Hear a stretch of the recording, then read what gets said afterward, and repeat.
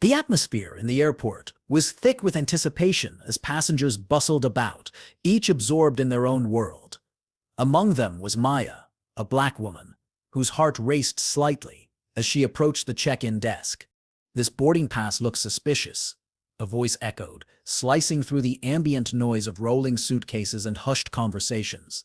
The words hung in the air, casting a shadow over Maya, as nearby travelers turned to regard her with wary eyes. The whispers of doubt spread like wildfire, igniting unspoken prejudices. "Please step aside, ma'am," the airline staff member, Jessica, instructed, her tone authoritative yet dismissive. "Is there an issue with my ticket?" Maya inquired calmly, maintaining her composure.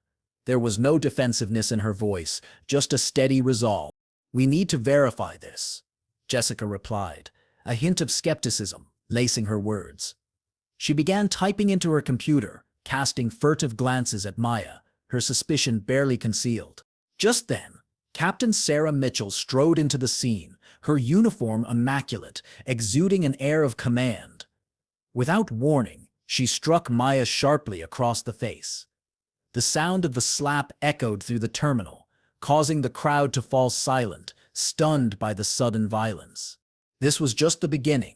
Maya Johnson had spent over 2 decades in law enforcement, waking up at 4:30 a.m. every day without fail. But today was different. She wasn't reaching for her uniform. Just one day without the badge, she reminded herself as she opened her closet, contemplating what to wear. After years of representing her department, today she would travel as herself. Just another passenger heading to Chicago for a national police chief conference. After a moment of deliberation, she opted for casual attire. Uncomfortable clothes. "No one needs to know who I am today," she thought, checking her travel app. The notification she received yesterday had surprised her. "Congratulations, your first-class ticket is ready." Maya smiled as she tucked her police badge into the inner pocket of her carry-on. "I won't need this today," she whispered, unaware of how wrong she truly was. Across the airport, in the sleek pilot's briefing room of Horizon Airlines, Captain Sarah Mitchell held court, her authoritative voice low enough for privacy. "We're seeing a troubling trend in passenger demographics," she remarked to her colleague, flight attendant Emily Harris. "The airline is letting just anyone into first class these days." Emily nodded, understanding the unspoken message behind Sarah's words. "Don't worry, Captain. I know exactly how to handle them when they try to sit where they don't belong." Sarah adjusted her uniform, a smirk playing on her lips as she prepared for the day's journey. "That's why I requested you for first class, Emily. You get the clientele we expect. It's about maintaining a certain standard." Their laughter echoed through the room, while diverse crew members exchanged uneasy glances. They all sensed that on this particular Tuesday morning, Flight 1143 to Chicago would not end as expected. As the terminal at Newark International buzzed with morning travelers, Maya felt a sense of purpose. She noticed a Hispanic family, parents struggling to understand the airport directory, with their 3 young children. Without hesitation, she approached them, offering her help in fluent Spanish, a skill honed during her years of community policing. The family's relief was palpable as she translated the gate information, guiding them toward their destination. The mother grasped Maya's hand in gratitude, and for a fleeting moment, Maya remembered why she had dedicated her life to public service, to help those navigating systems that often marginalized them. However, Captain Sarah Mitchell observed the interaction with narrowed eyes, her authority challenged by Maya's act of kindness. "When you're finished," Sarah called out, not waiting for Maya to respond, "clean up that spill near the lounge. It's been sitting there for 20 minutes. Maya straightened, a flicker of recognition dawning on her. "I'm a passenger," she explained calmly, "not an airport employee." There was no anger in her voice, just a simple correction. Sarah's expression remained unchanged. No acknowledgement, just a slight curl of her lip. "You all look the same in this terminal," she muttered loudly enough for Maya to hear before continuing her path through the concourse. The words lingered in the air, heavy and charged. The Hispanic father glanced at Maya with concern, understanding all too well the implications of such remarks. Yet Maya took a deep breath, knowing which battles were worth fighting. Today, she decided, wasn't the day for that fight. As she approached the security checkpoint, she noticed the efficient flow of business travelers who removed their laptops with practiced ease. Maya's carry-on held nothing out of the ordinary: clothes for 3 days, toiletries, conference materials, and a small gift for her daughter. The scanner indicated all was clear. But then, "Please step aside, ma'am," a TSA agent said, his blue-gloved hand already reaching for her bag. His name tag read Hoffman, and his eyes avoided hers. Random, the word hung in the air as 3 white businessmen walked through without a second glance. Random as an elderly white couple was waved forward with smiles. Random as a white teenager with a backpack full of electronics passed without question. Maya noted the statistical improbability of such randomness.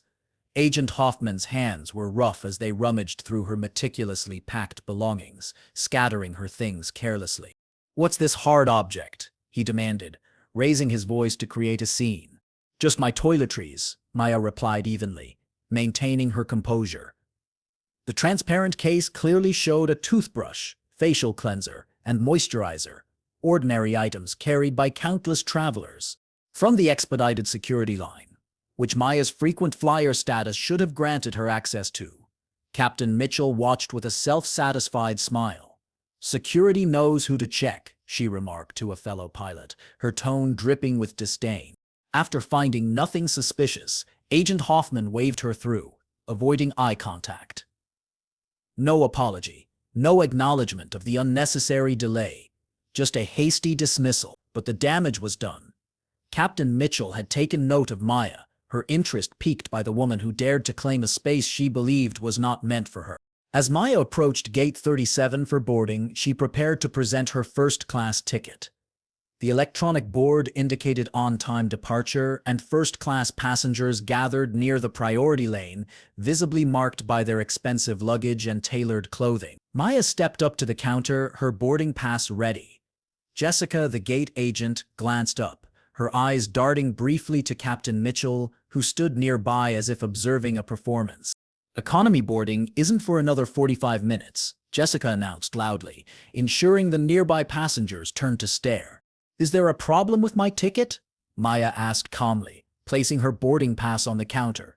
Years of de-escalation training guided her response. Composed, factual, devoid of any hint of aggression. Terms often misapplied to black passengers who merely question mistreatment. Jessica examined the pass as though it were a puzzle. "This seems unusual," she declared, drawing out the moment, inviting onlookers to join her skepticism. "Please verify my ticket," Maya requested, her tone steady. As she waited, 5 white passengers approached the same counter, receiving nothing but smiles and easy boarding. The disparity was stark, and Maya felt the familiar pang of discrimination. From her position near the jet bridge entrance, Captain Mitchell nodded approvingly at Jessica's performance, fully aware of the audience observing the humiliation unfold. The tension in the air was palpable as Maya stood there, waiting to board, her dignity intact despite the orchestrated effort to undermine it. Across the gleaming terminal of Newark International Airport, Captain Sarah Mitchell commanded the pilot's briefing room with an air of entitlement that came from years of unchallenged authority. Her uniform was impeccable, every button polished, every crease sharp, a physical manifestation of the control she wielded both in the cockpit and beyond. The morning light filtered through the windows, casting a halo around her blonde hair, creating an image of perfection that she had carefully cultivated throughout her 15-year career with Horizon Airlines. "We're seeing a disturbing trend in passenger demographics lately," Sarah remarked to flight attendant Emily Harris, her voice deliberately lowered to create an illusion of privacy in the crowded room. Emily, who had been hand-picked by Sarah for her alignment with certain values, leaned in closer, her eyes reflecting the same prejudice that Sarah's words carried. "The airline is letting just anyone into first class these days," Sarah continued, emphasizing anyone, with a subtle yet unmistakable disdain. "Standards have fallen dramatically since they implemented that new diversity initiative." She adjusted her captain's hat, a gesture of self-importance that punctuated her statement. Emily nodded enthusiastically. recognizing the opportunity to align herself with the captain's favor. It's becoming harder to maintain the experience our premium passengers expect, she agreed, her voice mirroring Sarah's conspiratorial tone. Some of these people clearly don't understand the etiquette of first class. Sarah straightened her already perfect collar, a small smile playing at the corners of her mouth. That's precisely why I requested you for first class today, Emily. You understand our clientele, the standards we maintain. She paused, making sure her next words would land with their intended impact. The standards aren't just about service, they're about preserving a certain atmosphere. As Maya stepped onto the jet bridge, her heart raced with a mix of relief and trepidation. She had finally made it past the gate, but the shadow of Captain Sarah Mitchell loomed behind her, a reminder that the struggle was far from over. The narrow corridor felt like a gauntlet, and Maya could sense the eyes of other passengers on her, some filled with curiosity, others with sympathy. When she finally reached her seat, 2A, she took a deep breath, trying to calm the storm brewing inside her. The window seat offered a sense of refuge, a small solace in the chaos that had unfolded. She stowed her carry-on under the seat in front of her, keeping her belongings close after the invasive search she had endured. The snow globe for her daughter, miraculously unbroken, remained clutched in her hand as she carefully wrapped it in her scarf and placed it in her bag. Around her, the first-class cabin began to fill with passengers. Maya watched as flight attendant Emily Harris moved gracefully through the aisle, offering pre-departure beverages to those seated. However, each time Emily reached Maya's row, she deliberately ignored her, passing by without a word or even a glance. The systematic denial of basic service was unmistakable, and Maya felt a wave of anger wash over her. "Excuse me," Maya finally called out, her voice steady but firm. "Could I have a bottle of water, please?" She tried to keep her tone respectful, but the frustration was evident. Emily continued her path down the aisle, ignoring Maya's request as if it had never been made. "I'll get to her when I have time," she responded to another passenger moments later, her smile unwavering. The message was clear: Maya was invisible, in a space where she was meant to feel welcomed. Suddenly, Captain Mitchell entered the cabin, announcing that she was conducting a routine pre-flight safety check. Maya had flown enough times to know that this was not standard practice for a captain, especially not in first class. It felt like a targeted move, an escalation in the ongoing harassment. Sarah's eyes scanned the cabin until they landed on Maya, her lips tightening into a thin line of disapproval. "There must be some mistake," Captain Mitchell declared loudly, ensuring her voice carried across the cabin. "This seat is reserved for first-class passengers, and I believe there's been a mix-up." Maya's composure wavered as she met the captain's gaze. "There's no mistake," she replied calmly. "This is my assigned seat." She gestured toward the boarding pass still in her hand, the evidence of her right to occupy that space. Captain Mitchell's voice rose, abandoning all pretense of professionalism. "People like you don't belong in first class on my aircraft." Her words reverberated through the cabin, leaving passengers stunned. The shock rippled through the first-class section, and a woman in 1B gasped audibly. Maya's heart pounded fiercely in her chest, but she refused to back down. "What exactly do you mean by people like me?" she asked, her voice steady, yet piercing. The question was a trap, one that they both understood. There was no answer that could justify the captain's blatant prejudice. "You know exactly what I mean," Captain Mitchell countered, doubling down on her discrimination. "You're out of place here." The words hung in the air, filled with centuries of bias and assumptions about who belonged in certain spaces. "That's it," the captain declared, her face flushing with anger. "Emily, call security to remove this passenger." Emily moved to the cabin intercom with practiced efficiency, her voice echoing through the aircraft. "Security to first class," she announced. "Disruptive passenger." As the announcement for security to come to first class echoed through the cabin, a wave of anxiety washed over Maya. She sat in her seat, feeling the weight of the moment pressing down on her. The atmosphere had shifted. What should have been a routine flight was now charged with tension and hostility. Finally, two security officers entered the cabin, their expressions professional but clearly confused as they scanned the first-class section. They saw Maya sitting quietly in seat 2A, while Captain Mitchell hovered nearby, visibly agitated. The contrast was stark. Maya was calm and composed, while the captain's demeanor was filled with tension and indignation. "Remove her immediately," Captain Mitchell demanded, pointing an accusatory finger at Maya. "She's threatened my crew." The accusation was absurd, given that Maya hadn't moved from her seat or raised her voice. The senior security officer, a man named Robert, raised an eyebrow as he approached Maya. "Ma'am, can you explain what happened?" he asked, his tone neutral but curious. Maya took a deep breath, her voice steady as she recounted the events leading up to this moment. "I was treated differently because of my race," she stated clearly.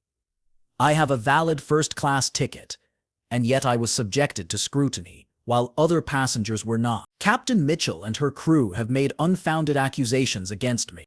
The atmosphere in the cabin shifted as the tension reached a boiling point. Maya sat in her seat, her heart pounding as she processed the chaos that had unfolded. The confrontation with Captain Sarah Mitchell had drawn the attention of everyone around her, and she felt the weight of their gazes, some filled with sympathy, others with disbelief. In an unexpected turn of events, one of the passengers, a middle-aged white man in a tailored suit, stood up. "Excuse me, Captain," he said, addressing Mitchell with a steady voice. "I've been watching this entire situation unfold. What you're doing is not right. This woman has a valid ticket, and she deserves the same respect as everyone else here." The cabin fell silent as all eyes turned to him. Maya felt a wave of gratitude wash over her. It was a brave move, and it signaled to everyone that speaking out against injustice was not just an individual battle, it was a collective responsibility. As the flight took off, a sense of relief washed over Maya.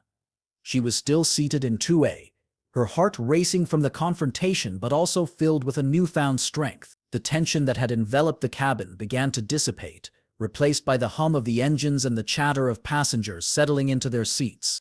About halfway through the flight, the captain's voice came over the intercom. "Ladies and gentlemen, this is your captain speaking. I want to take a moment to address an incident that occurred earlier in the flight. I understand that there were some misunderstandings regarding passenger verification. I want to assure you all that we are committed to providing a safe and respectful environment for everyone on board." Maya's heart raced as she listened. This was not the typical captain's announcement she had expected. "We strive to treat all passengers with dignity," Captain Mitchell continued, her voice softer than before. "We recognize that our protocols must be applied fairly and without bias. I apologize for any discomfort caused during the boarding process." As the flight progressed, several passengers approached Maya to express their support. "I saw what happened, and I just want you to know that you handled it with such grace," one woman said, her voice filled with sincerity. "Thank you for standing up for yourself." As the plane began its descent into Chicago, Maya felt a renewed sense of hope. She had faced discrimination head-on and emerged stronger. The experience had reminded her of the importance of standing up for oneself and the power of community in challenging injustice. As the wheels touched down, she knew that this was only the beginning. There would be more battles to fight, more conversations to have, but she was ready to face them. With the support of those around her, she felt emboldened to continue advocating for change.